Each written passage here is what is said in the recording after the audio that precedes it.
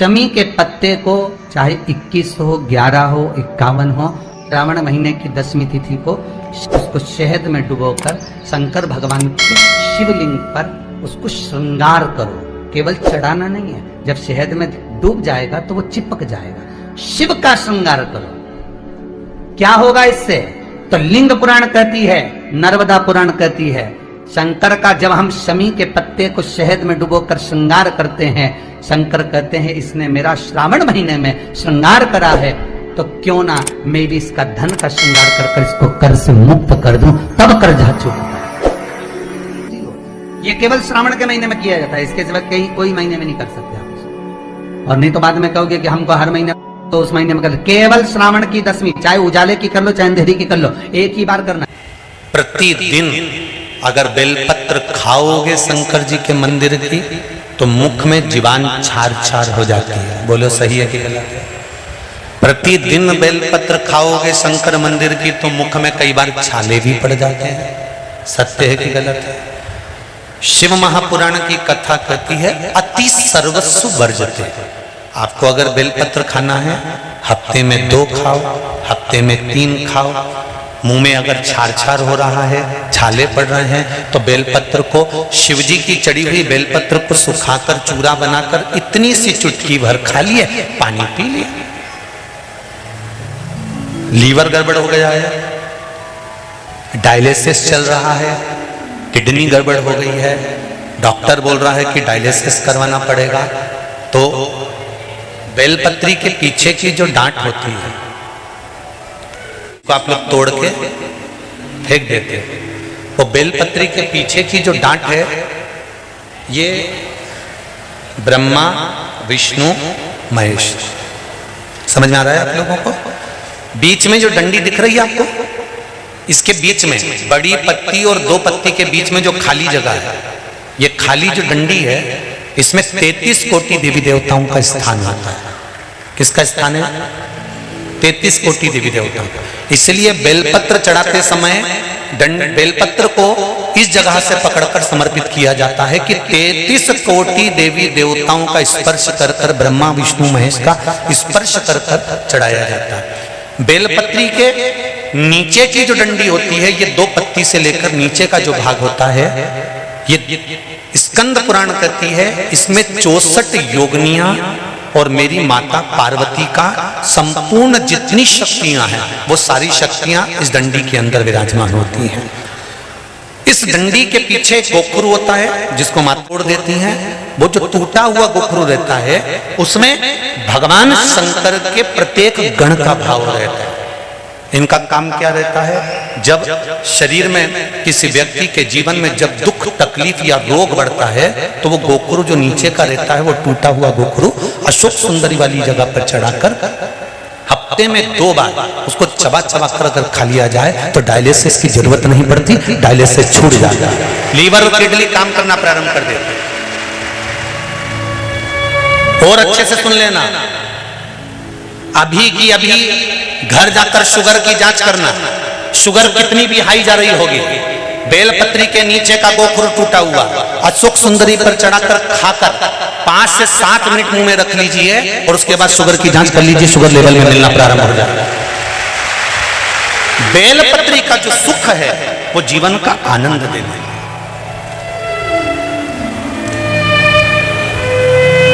साधारण नहीं है बेलपत्र।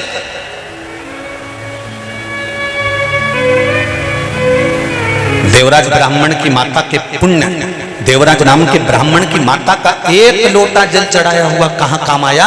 जब देवराज के शरीर में ताप पड़ा, देवराज बीमार पड़ गया, शंकर जी के मंदिर में चोरी का सामान लेकर बैठ गया। चोरी के सामान लेकर शिव मंदिर में देवराज बैठ तो गया, चोरी के सामान को लेकर देवराज बैठ गया।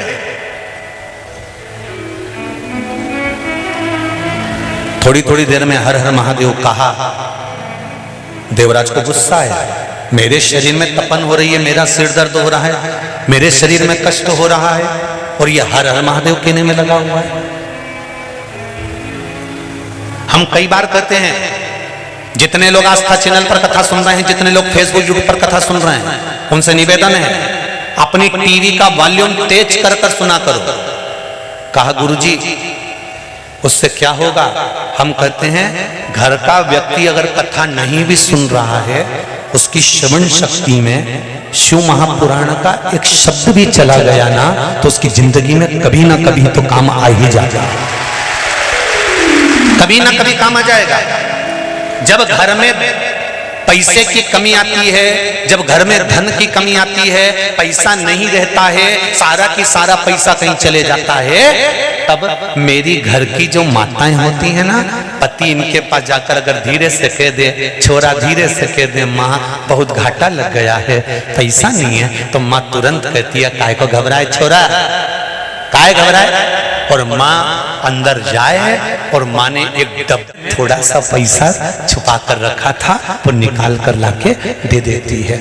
वो माँ, वो पिता अपने बच्चों को दुखी नहीं देख सकते, माता पिता अपने बच्चों को दुखी नहीं देख सकते। उसी तरह तुम्हारा किया गया भजन, तुम्हारा किया गया कीर्तन, अगर वॉल्यूम तेज कर कर भी तुम शिव महापुराण की कथा सुन रहे हो, तो तुम्हारे कानों में अगर कुछ चले गया है, तो याद रखना तुम्हारी श्रवण शक्ति में अगर थोड़ी सी भी शिव महापुराण की कथा चली गई है, जहां तक इस शिव महापुराण की आवाज जा रही है, वहां तक अगर शंकर की कथा तुम्हारे कानों तक जा रही है, तुम भले शंकर को मानो मत मानो, तुम शिव के मंदिर जाओ मत जाओ, तुम नर्मदा जी नहाओ मत नहाओ, तुम शंकर के मंदिर में जाके एक लोटा पानी चढ़ाओ मत चढ़ाओ, पर तुम्हारे कानों में अगर शिव महापुराण की कथा का एक शब्द भी पहुंच गया है, तो ये शब्द जब जैसे पैसा खत्म हो जाता है तो मां निकाल कर दे देती है।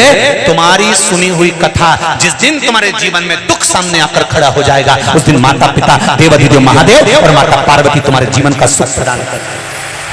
तुमने श्रवण करा ना करा, तुमने लिया ना लिया, तुमने ग्रहण करा ना करा,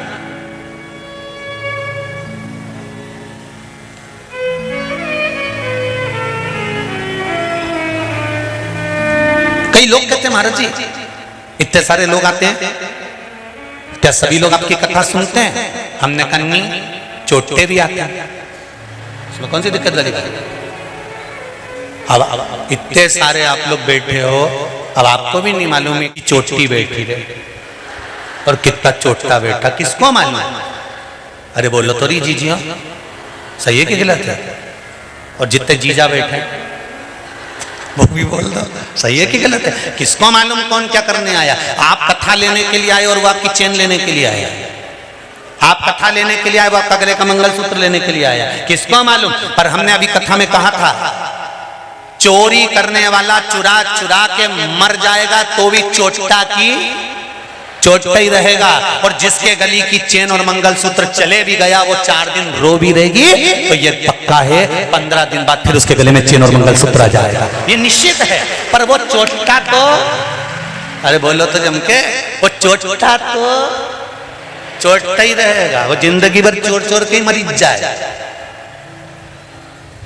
इसीलिए निवेदन है, तेरा क्या होगा रे कालिया, संभाल कर्म ठीक, मत बुरे कर्म कर बंदे वरना पछताएगा, भगवान की आंखों से तू बच नहीं पाएगा, तू बच नहीं पाएगा, अरे ओ अज्ञानी मत करना। आप अपना कर्म करे जाओ, कभी ना कभी वो फल देने में पीछे नहीं हटेगा। माँ रखे हुए पैसे को निकालकर दुख की घड़ी में दे देती है। हमारी श्रवण करी हुई शिव महापुराण की कथा भले सुनी ना सुनी, पर कानों में गई तो सरी, वो कहीं ना कहीं निकलकर सम्मुख आ ही जाता।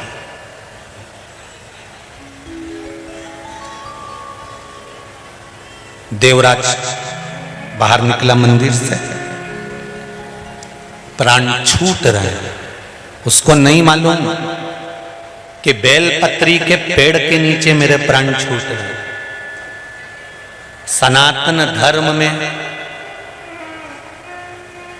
सनातन धर्म के अंदर एक एक व्यक्ति को मालूम होगा कि जब मुर्दे को लेकर जाते हैं, राम नाम सत्य कहते कहते कहते कहते मुर्दे को जब लेकर जाते हैं, तो एक जगह मुर्दे को उतारना पड़ता है। बोलो सही है कि गलत है?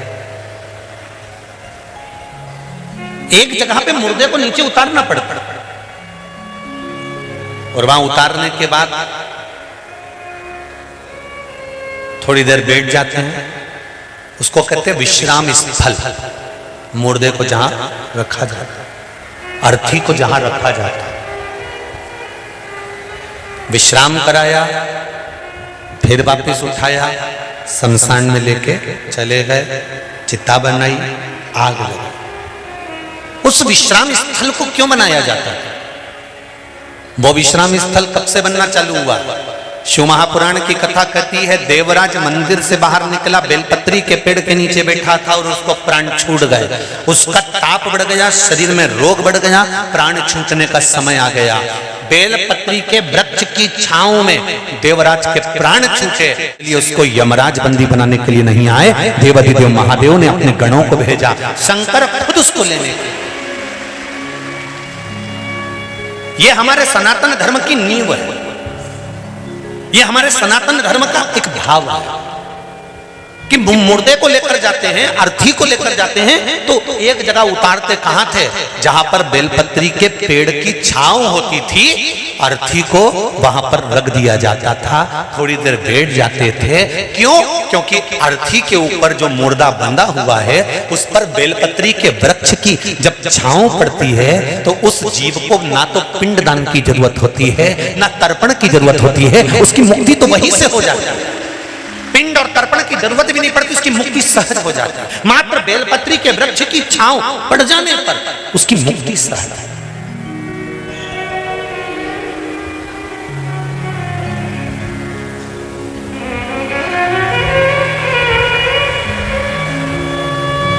गर्ग संहिता वर्णन करती है, एक कर्मकांडी ब्राह्मण, पूजन कराने वाला ब्राह्मण जजमान से जब बेलपत्र शंकर जी पे चाहे और बोल कर चढ़वाता है कि एक बेलपत्र शिव को चढ़ाओ, एक और बेलपत्र शंकर भगवान को चढ़ाओ।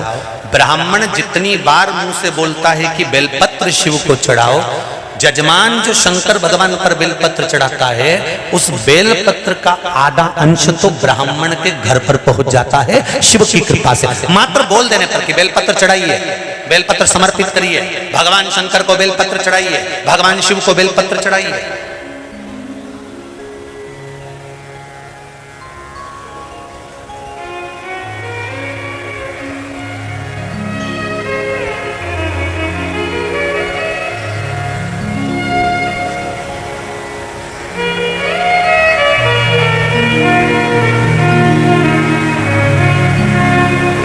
शिव कृपा का स्थल है। एक काम आप भी करो, अभी सावन का महीना चल रहा है, शंकर जी के मंदिर में बहुत सारी बेलपत्र चढ़ रही होगी। चढ़े हुए निर्माल्य को ब्राह्मण देवता मंदिर से उठाकर विसर्जन में रख देते हैं। आप फ्री होकर जाओ, निर्माल्य में से सारी बेलपत्र उठाकर ले आओ, धोकर सुखाकर रख लो, उसका चूरा बनाकर रख लो। जब जब जीवन में अगर किसी को जरूरत पड़े कि शुगर और बीपी गड़बड़ हो रहा है, शंकर जी पे चढ़ी हुई बेलपत्र का वो चूरा आप किसी को भी गिफ्ट करना प्रारंभ कर दीजिए, उसके जीवन में स्वास्थ्य ठीक होना प्रारंभ हो जाएगा। थोड़ा सा तो क्यों फेंके? कल हमने एक मैसेज में पढ़ा था, हरदा में एक संस्था तैयार हुई है।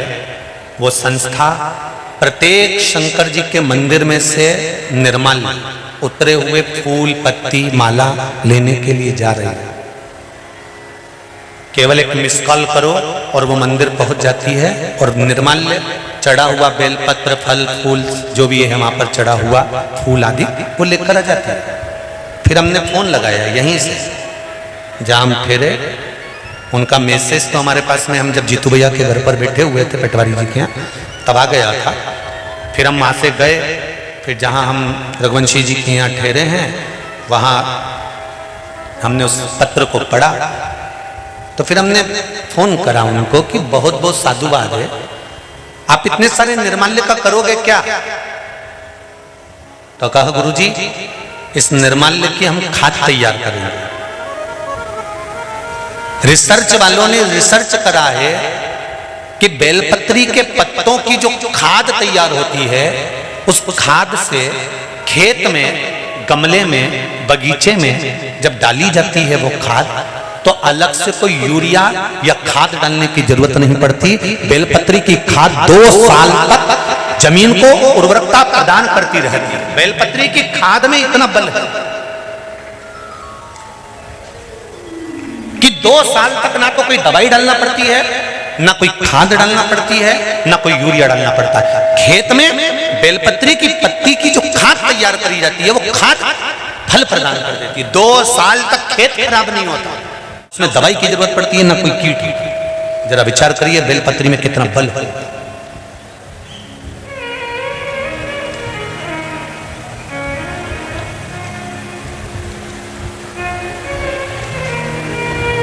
अब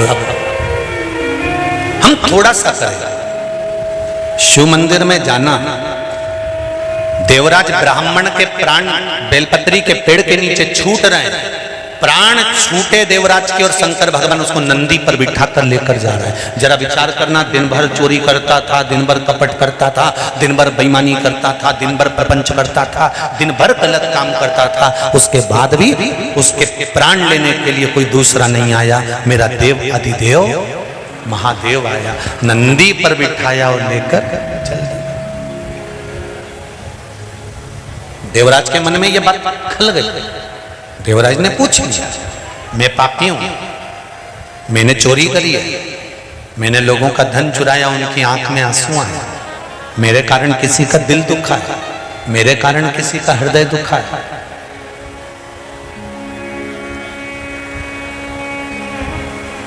मेरे किसी ना किसी को दुख हुआ है।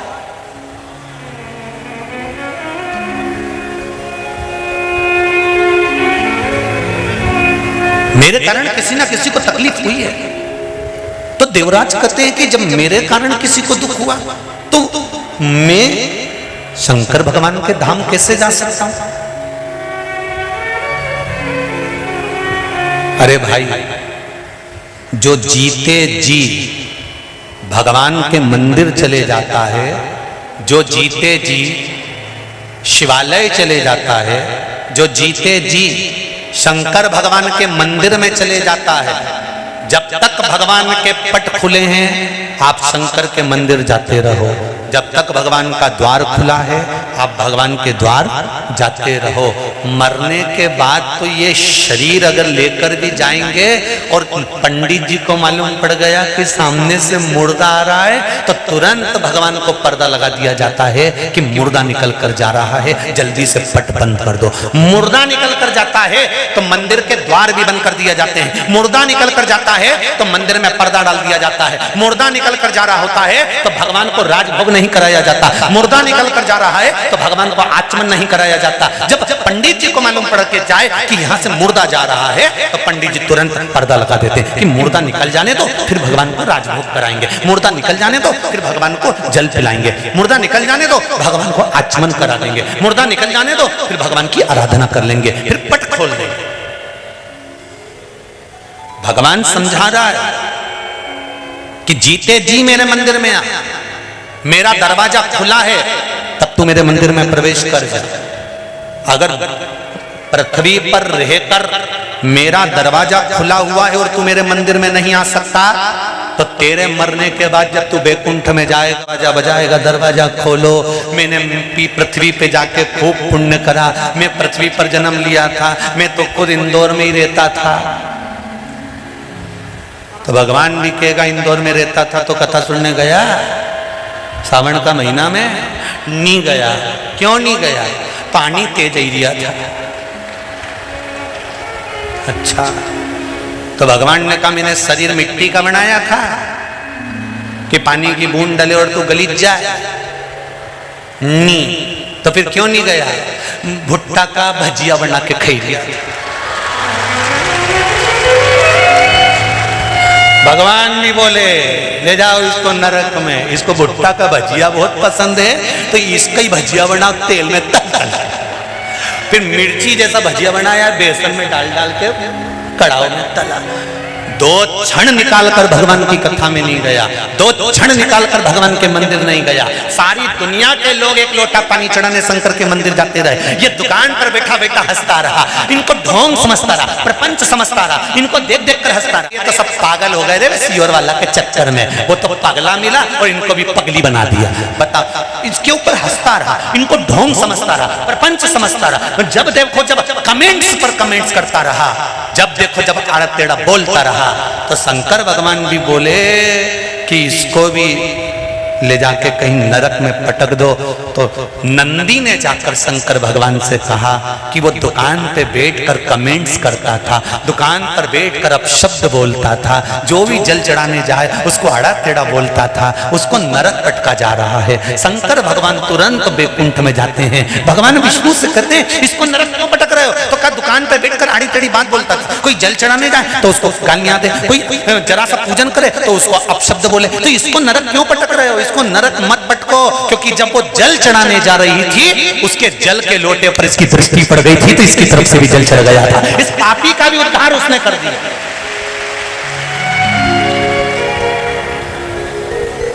इस पापी से पापी जीव का भी उद्धार उसने कर दिया। फिर कथा पर ध्यान देना, उज्जैन नगर के ऋण मुक्तेश्वर मंदिर के दरवाजे पर लिखा हुआ है, दीवाल पर लिखा हुआ है,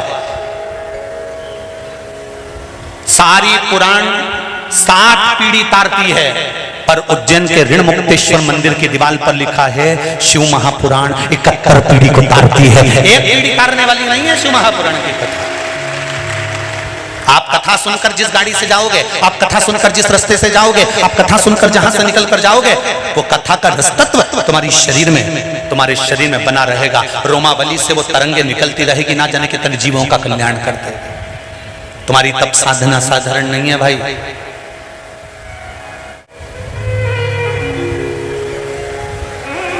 साधारण नहीं है।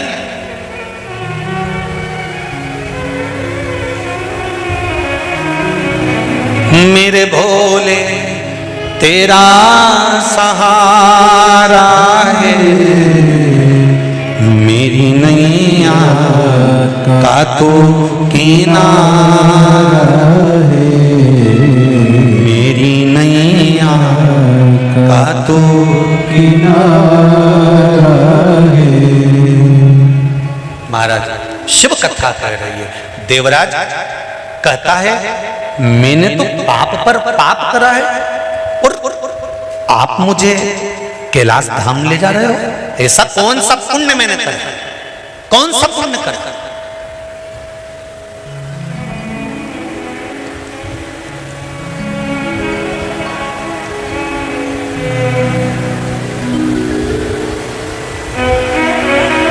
लक्ष्य सेवा संस्थान खेड़ापति सरकार समिति कथा को करवा रही है, तो हमने तो संजय कामले जी को भी बोला था और भरत जी को भी बोला था कि कथा के पंडाल में अगर एक एक कार्यकर्ता, अभी तक इन्होंने जो भी कार्य करा होगा वो कहीं कहीं करा होगा, पर इस शिव महापुराण के पंडाल में, इस शिव महापुराण की कथा में अगर एक छोटा सा छोटा कार्यकर्ता भी कार्य कर रहा है, वो तारीख लिख ले कि मैंने शंकर के चरणों में 7 दिन सेवा दी है, उसका अंदाजा लगा कर रखना कि 3 महीने में मेरा महादेव उनको क्या क्या दे सकता है। ये लिख कर रखना।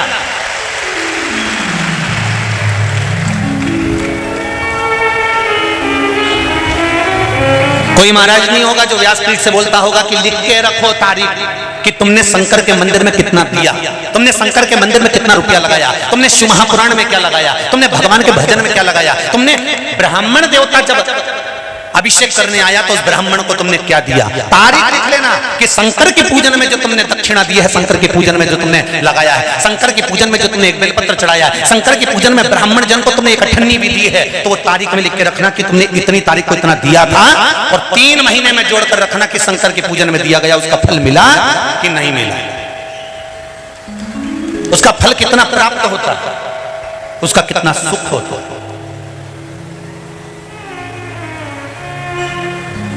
पिछली बार सावन की शिवरात्रि पर अभिषेक करवाया था, जिन जिन के यहाँ कराया था वो आज भी जानते हैं कि बाबा ने 1 वर्ष में हमको कहाँ थे और कहाँ लाकर बिठा दिया। ये शिव की कृपा है।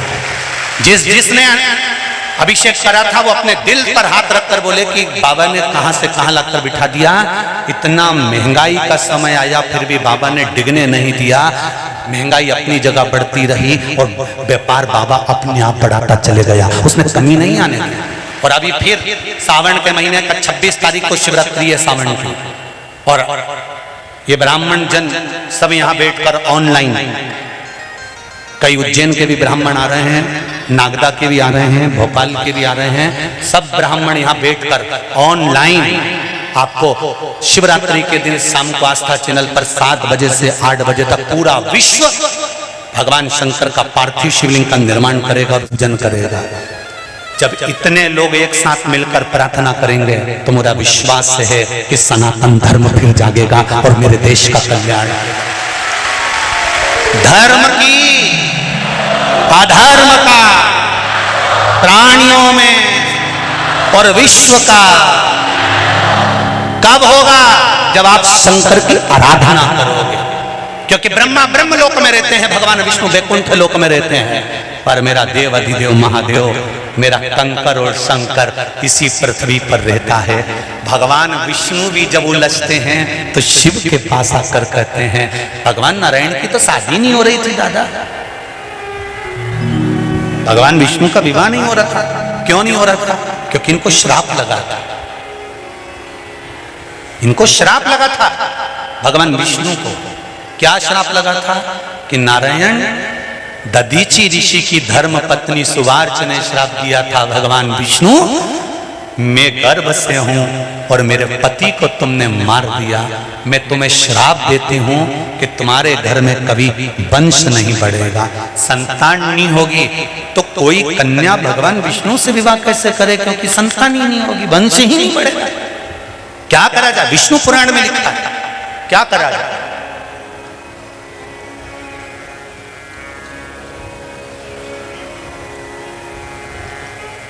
और लक्ष्मी जी की माता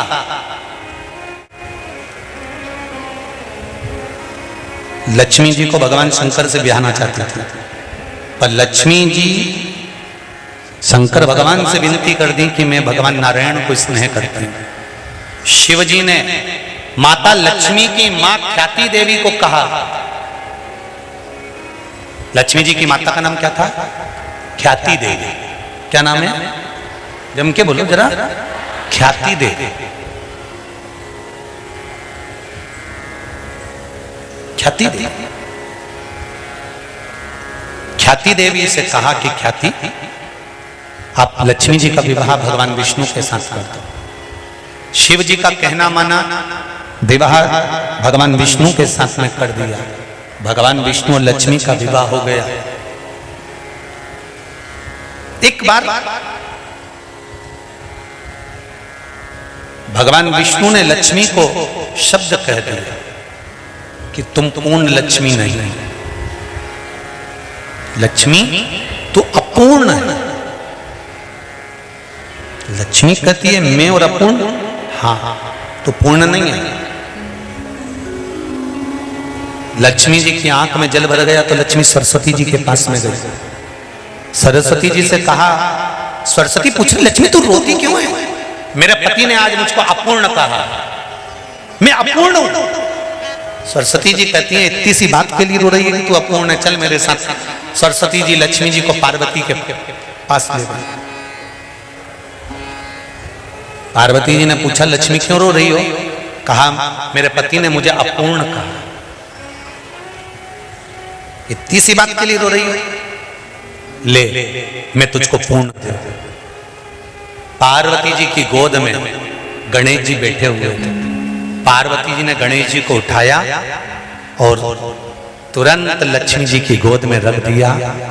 नारी जब तक अपूर्ण है, जब तक उसकी गोद में लाल नहीं है, आज से पार्वती जी कहती हैं मेरा गणेश तेरी गोद में चले गया तो पूर्ण हो।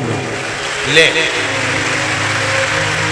सनातन हिंदू धर्म के अंतर्गत, सनातन धर्म के अंतर्गत दीपावली पर लक्ष्मी और नारायण की पूजन नहीं होती, दीपावली पर सरस्वती, गणेश और लक्ष्मी की पूजन होती है। आपके घर के बच्चे आपसे प्रश्न करेंगे, माँ जब लक्ष्मी जी भगवान विष्णु के साथ में रहती है तो दिवाली पर गणेश लक्ष्मी की पूजन क्यों होती है, सरस्वती की पूजन क्यों होती है? तो हमें अपने बच्चों को बताना पड़ेगा कि लक्ष्मी जी अपूर्ण थी, सरस्वती मैया उनको पार्वती के पास लेकर गई, इसलिए सरस्वती की पूजा दिवाली पर होती है। गणेश जी लक्ष्मी की गोदी में बैठे थे, इसलिए लक्ष्मी और गणेश की पूजन होती है। संसार का प्रत्येक व्यक्ति पूर्ण लक्ष्मी चाहता है, इसलिए दिवाली पर गणेश और लक्ष्मी की पूजन करना पड़ती है, जिससे हमारे घर में पूर्ण लक्ष्मी भरी जाए। अपूर्ण लक्ष्मी नहीं, पूर्ण लक्ष्मी, लक्ष्मी की पूर्णता।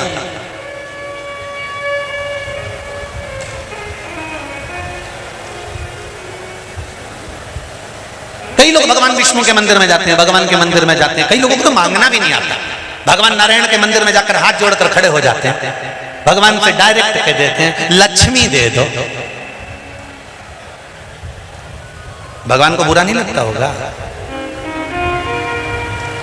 पति बैठा सोफे पे, पत्नी बैठी उसके पास में, और पड़ोसी आकर कहते कमला दे दे। अरे बुरा लगेगा कि नहीं लगेगा?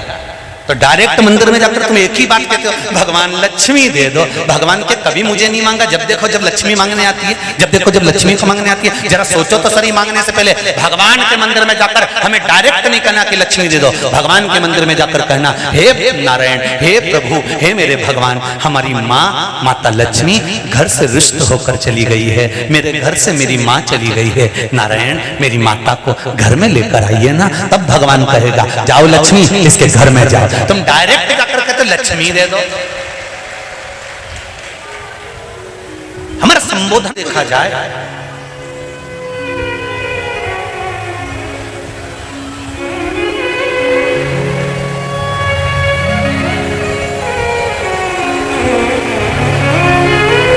बखान क्या करूं मैं राखों के ढेर का, चपटी भभूत में खजाना कुबेर का। हे गंगाधार मोती द्वार ओमकार तू, बोले ओमकार तू, आयो शरण तिहारी शंभु तार तार तू। तेरी कृपा बिना न हिले एक भी अणु, लेते श्वास तेरी कृपा से तनो तनो। 21,600 श्वास मनुष्य के शरीर से प्रतिदिन निकल रही है, ये शिव की कृपा से निकल रही है। जब तक श्वास चल रही है तब तक शरीर है, और जिस दिन श्वास निकलना बंद हो गई, शिव निकलना बंद हो गया, उस दिन शव बन जाएगा। श्वास गई शव बन गया।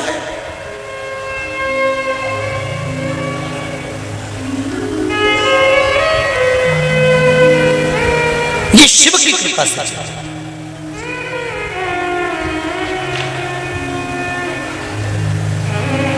समस्या कितनी भी बड़ी विकट हो, शंकर को याद करो वो निकट मिले पास में। पड़ोसन को कितनी भी चाय पिला लो, पड़ोसन के कितने भी धोख लगा लो, पड़ोसन के कितने भी पानी पतासा खिला लो, चाहे छम्मक लड्डू खिला लो, पड़ोसनी तिजोरी का माल तुमको कभी नहीं देगी। बोलो देगी? नहीं। इंदौर की पड़ोसन देती हो तुम भी यहीं आ जाए, हमें कई दिक्कत वाली बात नहीं है। बोलो तो जी जी सही है कि गलत है? पड़ोसन कभी तुमको अलमारी का माल देगी, पड़ोसन कभी अपनी जायदाद देगी नहीं।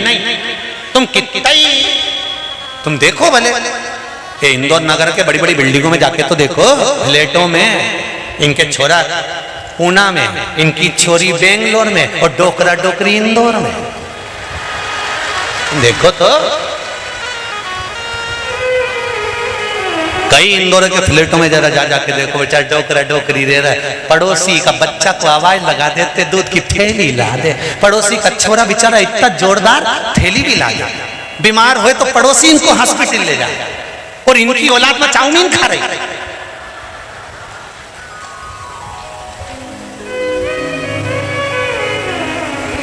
पड़ोसी के छोरे से कहेगी तो हॉस्पिटल ले जाए, पड़ोसी का छोरा इनको दूध की थैली ला दे, पड़ोसी का छोरा इनके मेहमान को छोड़िया, पड़ोसी का छोरा इनका सारा काम कर दे। तो हमारा निवेदन है, तुम्हारा छोरा पूना में, बेटी बेंगलोर में, तुम दोनों की प्रॉपर्टी कई काम की, जब पड़ोसी का छोरा सब काम करे तो लिख दे दी।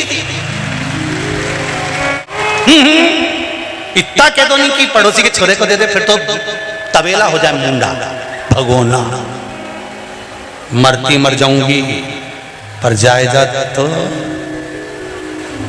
मारा नाती के, मारा पोता की दूंगी, और काम बेचारे पड़ोसी के छोरा से करवा। कभी एक सोना की अंगूठी तक नहीं देगा पड़ोसी की छोरा, और वक्त पड़ा तो हॉस्पिटल में लेके वो भागा।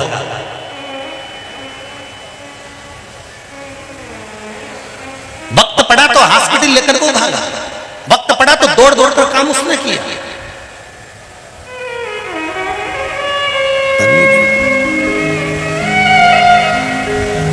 अरे वावारी दुनिया मतलब की दुनिया, किसी का कोई नहीं, संसार में कोई किसी का नहीं, बस मतलब का जमाना है, मतलब की दुनिया है, जिससे तो हो।